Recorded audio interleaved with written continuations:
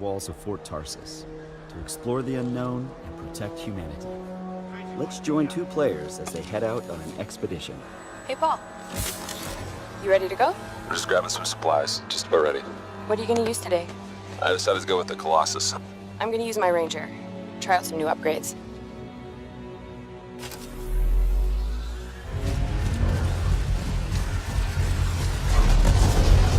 You can equip your Javelin exosuit with gear that brings devastating power to combat.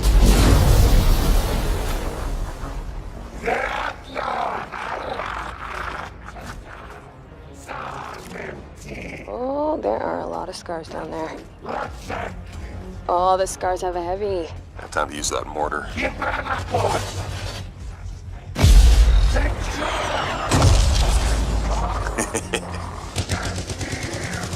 give me some covering fire. There's a bunch more coming in. Okay, I'll get this round.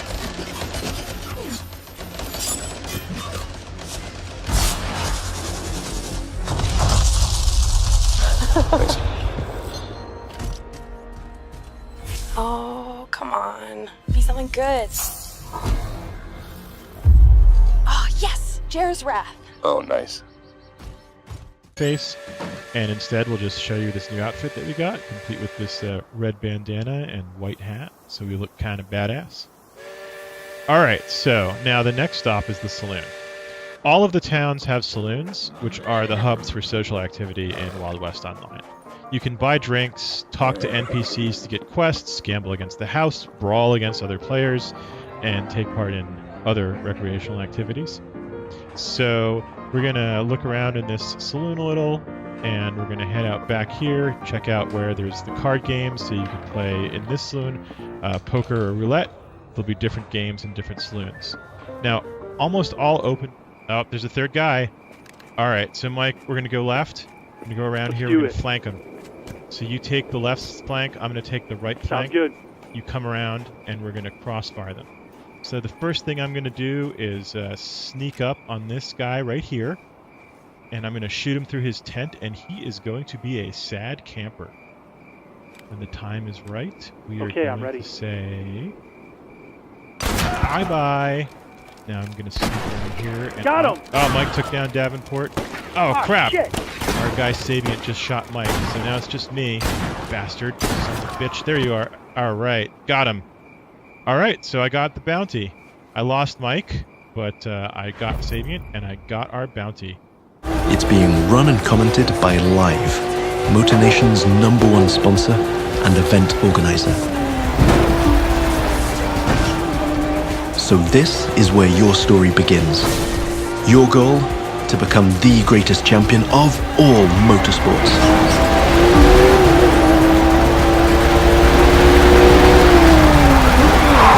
Perspectives the Crew 2 has to offer using only one button. From the top of buildings to the bustling city streets below or the busy waterways, the whole of the USA is ready for you to explore.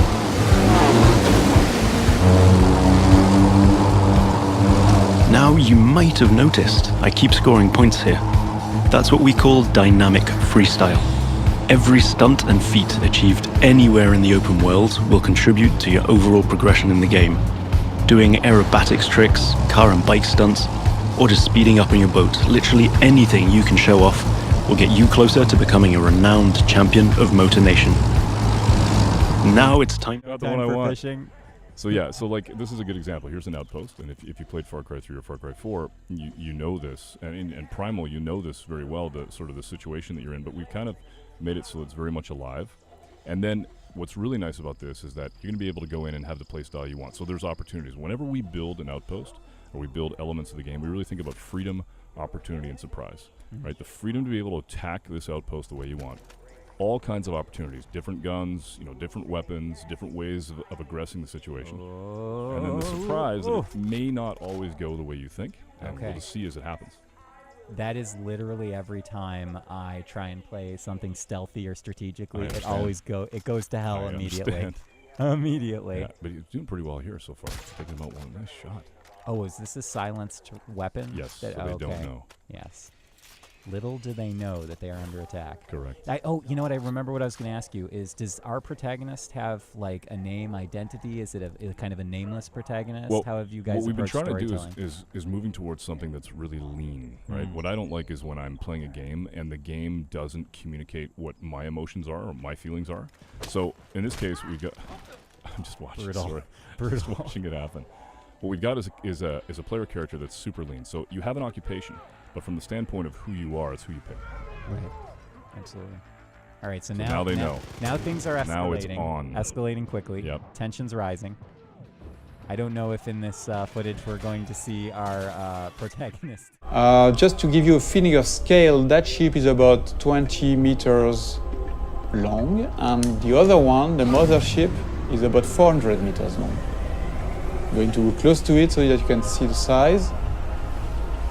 So when we have large spaceships like that, the good thing, the interesting thing is that they are a real level of gameplay. You can go inside. We have interiors for those big ingredients. Something interesting about the scale and the feeling of scale. So I'm going to land on the top of the statue and you will realize how big it is.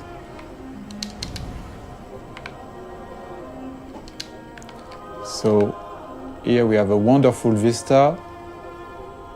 You can see here, this is a completely different experience from what we showed in the first demo. In the first one, Deacon gets clotheslined, and it sounded very painful, by the way. Look, speaking of painful, okay, so the combat in this game is fairly brutal. John, you want to talk about that a little bit? Well, we just wanted to make it as as realistic as possible. So yeah, we're not holding back on that at all. And Sam's done most of his own stunt work for this. And I can tell you that when we're on the performance stage and we're capturing that stuff, we just try to keep it real, right? Right.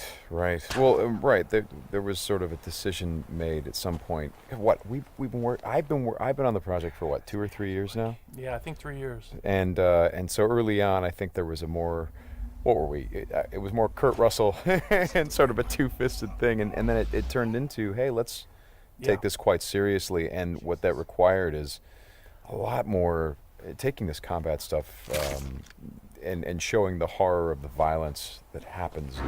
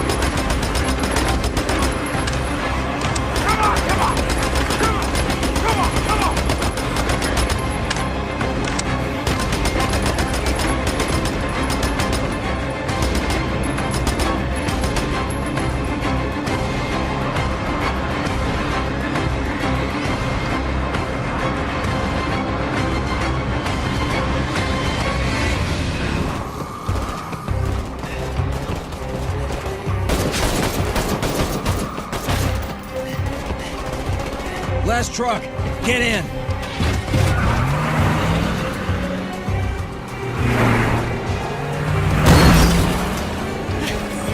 Want some of this? How about you?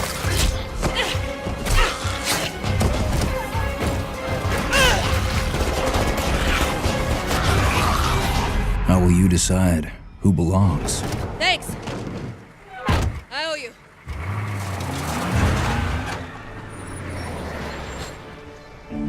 How will you choose a place to call home?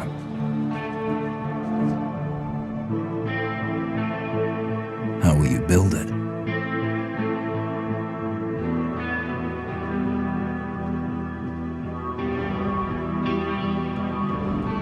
Work together to defend it. From the be recording on location here. Super excited to be seeing Shadow of the Colossus. You can see already that this game just looks absolutely stunning. Such an upgrade from the PS2 version and the more recent PS3 version. Marco, I'd like to start by talking to you just about the project and kind of how far the company has come. What's it like now working on this massive overhaul, this new version rebuilt from the ground up for PS4? It's a great opportunity. We're finally, over the different projects we've done over the years, finally grown to the point where we can finally take a project of this kind of scope on and actually do it justice. So it's really great. Cool. And I should mention that we have our pal Russell here sitting on the floor next to us. He can't be seen on the camera, but sorry, Randall. Yeah, Randall is here. He's playing the game for us. He's piloting. Whatever you call me is fine. Just don't call me Shirley. Don't call you Shirley. Look, I've had one day to get everybody's names straight. I'm working on it. Randall is here, and he's driving. He is the producer on the project. It's done to the player package too, to get rid of pops and harsh transitions between animation and motions. Yeah. How tempting was it to go in and further simplify the controls or add more modern niceties like being able to move around while aiming the bow and things like that? So, any of the changes you pretty much just listed would be changes that would dramatically affect the way the game played. Our intent was never to change the way the game played. We didn't want to affect the difficulty of the game. Ideas such as removing a grip meter or allowing you to aim while move while aiming the bow, to us would have been, like, those were actually items specifically we discussed, but there were items that we discounted because they would just change the way you play the game too much, and we didn't want to affect original players of the game. Please, this is crazy! This isn't you! You don't know me! From a visual point of view, what's really cool about him is that he's got this really cool negative effect where he becomes negative. And then that is connected to his powers. He's able to bring out someone's dark side. And then he can also, in our game, he can do these blasts of his negative energy. You're going to see, swords or guns or even whips imbue with this negative power. And when it comes to Mr. Negative himself, those powers are just amplified even more. Everything you care about will be destroyed. The people will beg you for help, but you won't be able to save them. Stop! One of the first days when we were making the game, we were all sitting around talking about how we grew up with Spider-Man, and we all realized that when we were 9 years old, we all had Spider-Man underoos. Like, Spider-Man was our guy, and we never lost that love for him. Now it's fans making the game for other Spider-Man fans, and we believe in that power and responsibility. Our game is really going to put you in the shoes of Peter. We want to deliver on the fantasy of Spider-Man, and to do that we have to take advantage of all his rich backstory, his supporting cast, his friends, his foes. We're going to see characters we know and love in different ways. So this is like a whole new world for Spider-Man, and it's really cool.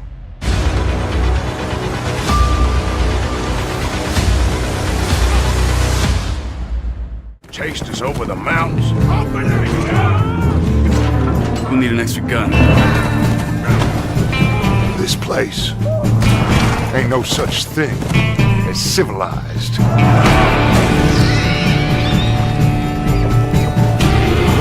You're the only one of these fools that I trust.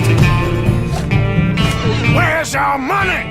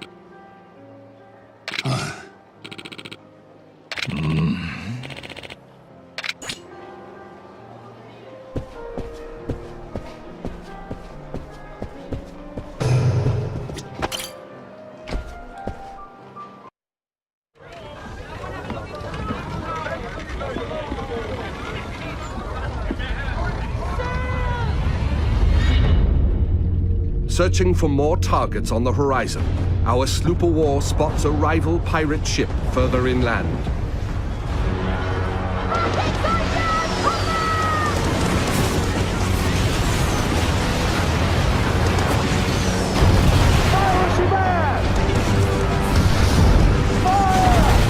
With its heavily reinforced hull, our frigate swoops in to save the day, bearing the brunt of the damage.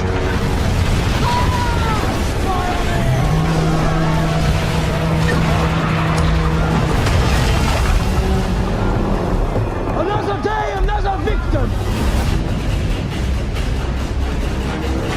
Speed, Mr. Mercy! Vamos con todo! Our gang of pirates is now taking aim at the frigate, and it will take team coordination to take her down. Fuego! Hold tight, lad! That ship's badly damaged! They are killing! We can take their ship! With the enemy ship's broadside now vulnerable, our frigate rushes in to board her. No water!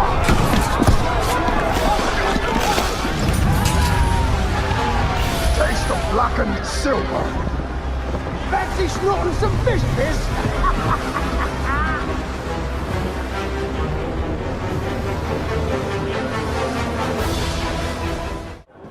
Here we go, the main flying pass.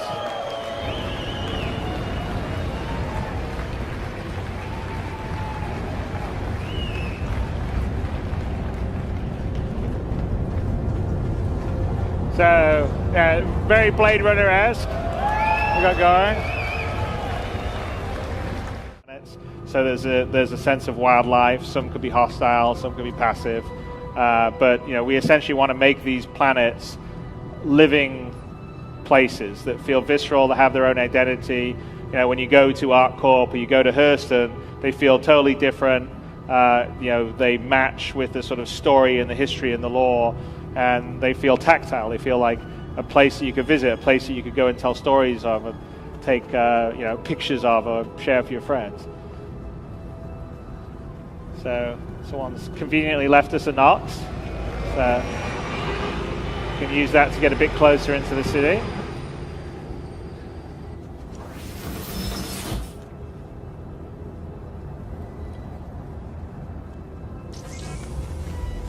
Systems activating. Systems on.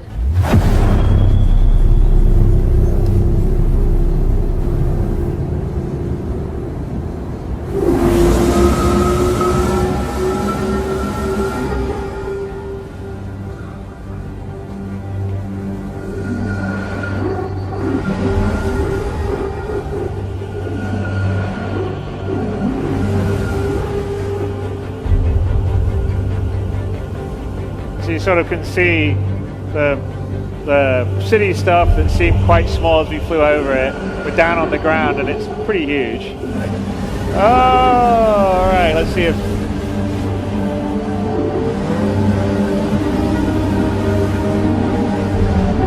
Oh! Glenn, you're just showing off now. The ginger guy. I told you. Right. So now what? I could go back and report to the captain that I found the bandits. Ah, don't be such a wimp. Get in there and chop that bastard to pieces. I want to see some bloodshed. All right, I'm going. You know I can't leave you here. Yeah, get him. Chop his ears off. I'll slaughter you. I can strike from 6 different directions, but timing is the most important thing. Nice. Rushing in can get me killed.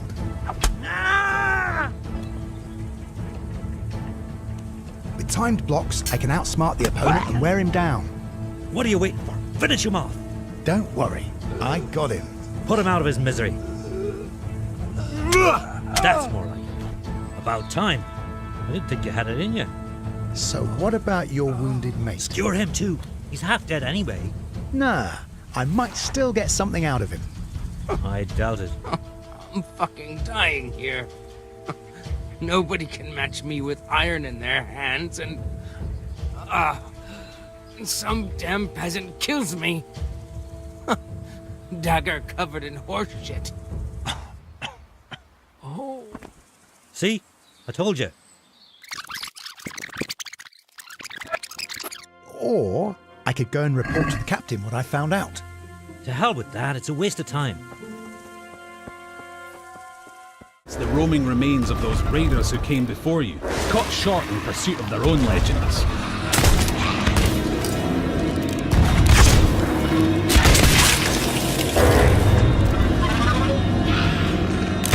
An afterlife of fighting and troublemaking until all your bits fall off. It's what they would have wanted. Now, make sure your crewmates all have a part to play. Yep, that works. And look, he brought the riddle map. Seek the cursed boar shrine where there is no sky. It lies in wait for a light held high.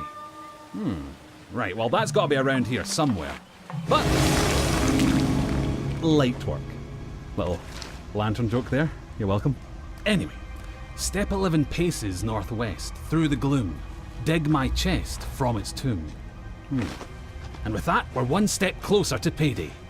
Then again, some of the loot in these parts has lain undisturbed for a long, long time. That has to be the spot. You can practically taste the treasure. Good call on the double duty shovel work too. That storm outside was nipping at your heels.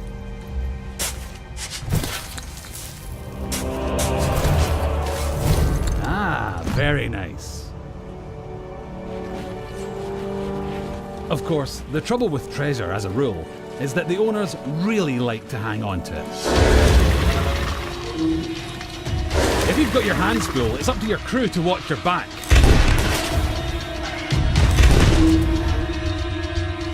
And while they're doing that, it's time for another strategic withdrawal with the loot. Nope, not that way. That's it. Easy now. Don't stop, keep going. Almost there. Watch that next step, it's a doozy.